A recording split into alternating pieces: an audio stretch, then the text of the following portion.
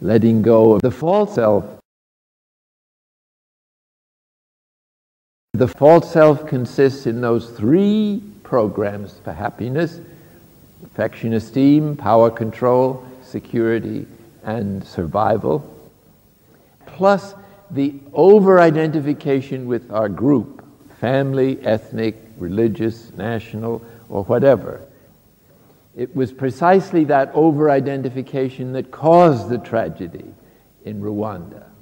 And that's why this is not something that should be taken too lightly.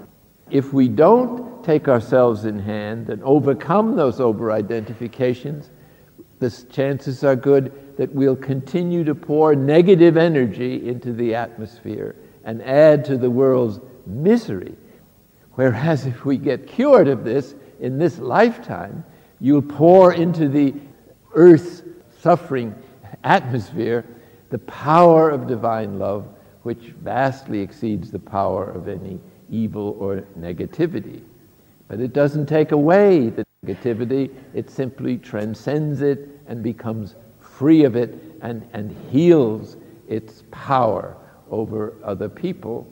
And this is basically the work of the redemption.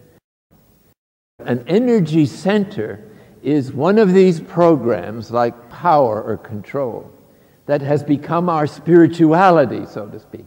That is to say, the thing that makes us tick, the thing we think about first thing in the morning and at night, the thing in relation to which we judge every other experience almost by second nature.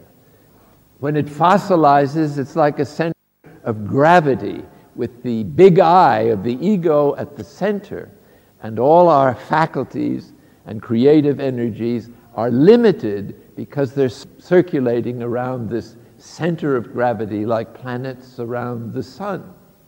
And so any new event or person, relationship, or important decision is decided not on its own objective value, its own reality, but on whether this feels good for me and fits into my belief system.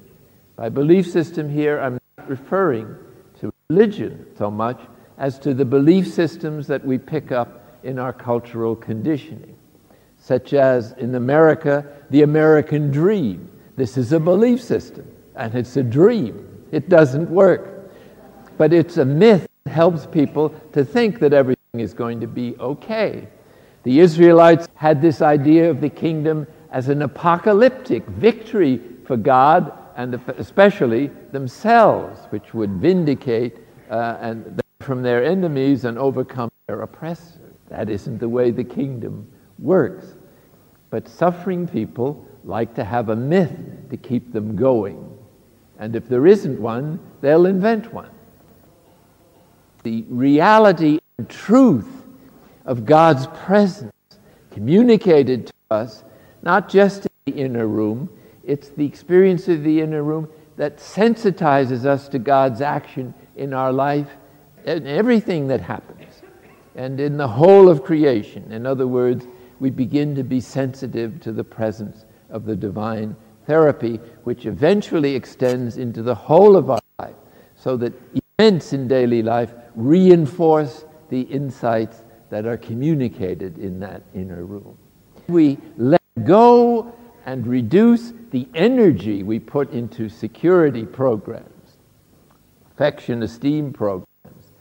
And it's not that these are not values, it's the immoderate, the inordinate, the unlimited demand for these values that is the disease and the problem that has to be faced. And so what the divine therapy does is to relativize the amount of energy that we put into searching for the symbols, power insofar as they're expressed in a particular culture, sometimes by wealth, sometimes by control in other forms, sometimes by security measures that are excessive, or sometimes by expecting that nobody will ever criticize us or that we'll always be loved by everybody. Some entertainers suffer from this in a big way. A movie star might get 10,000 fan letters full of approval, If one letter comes in saying your last movie was lousy, it stank, the poor thing has to go to a rehab center for a month to recover from the unbearable humiliation. One person didn't like. Well, that's how ridiculous and outrageous these programs can be. Control. You must know somebody in your family or your place of work or your ministry who has a hang-up. They have to control everything to be happy. And they think there's something wrong with you if you object to something. And that not only that, but you're not behaving like a proper human being by denying them your immediate obedience and so on. Just think of somebody like that. They're utterly miserable. Maybe you're one of them. Even if it's very moderate and you're not demanding universal approval or the power, they have no limit. They're totally irrational. And they're all coming from childish programs for happiness. All advertising addresses one or other of these programs. Just pick up the newspaper. They're always trying to capture your attention by either security symbol, affection, esteem, or power and control, or sometimes they appeal to your over-identification with family or your group or something. Now, it's the age from 4 to 8 that these energy centers become immensely complexified by the socialization of the child. So now relationships become important, and we tend at that age to absorb the values of family, culture, teachers, religion, the television now, and now the internet. These are the values the child is unquestioningly absorbing.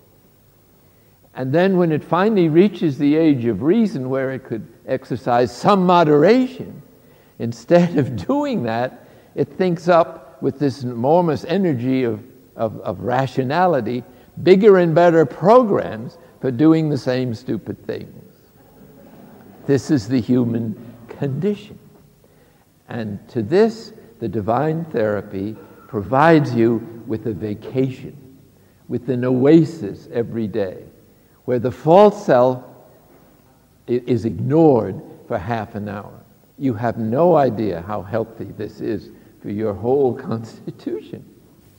Just to be still. Method that Jesus suggests, however you go about it in detail, always involves those three things. Letting go of your immediate environment and its concerns and worries, letting go of your immediate thoughts and commentaries that the imagination pre-records to reinforce our afflictive emotions when they get frustrated. And finally, the ultimate silence, which is to stop reflecting on yourself. The deepest prayer is the melting away of the separate self sense. The separate self develops in early infancy. As the child differentiates from its mother, then from the environment and the other little creatures crawling on the floor, a little later from its body, and a little later from its thoughts.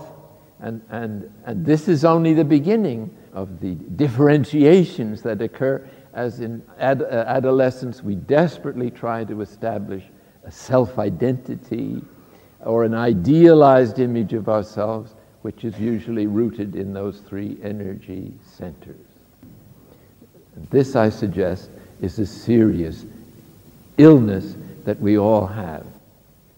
And instead of arguing about real estate and fighting over it, we should hold hands, the whole human race, and help each other to climb out of this swamp that in actual fact we all participate in, and which Jesus has come to rescue us from by teaching us what true happiness is.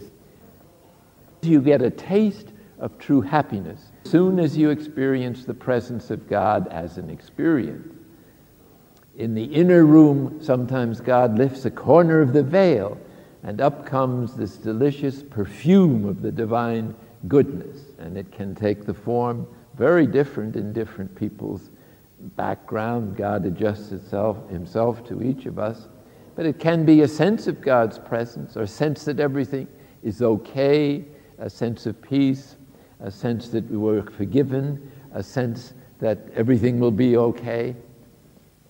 It can be reassurance. It can be a very powerful experience of God's love for us and his total forgiveness of everything and everyone.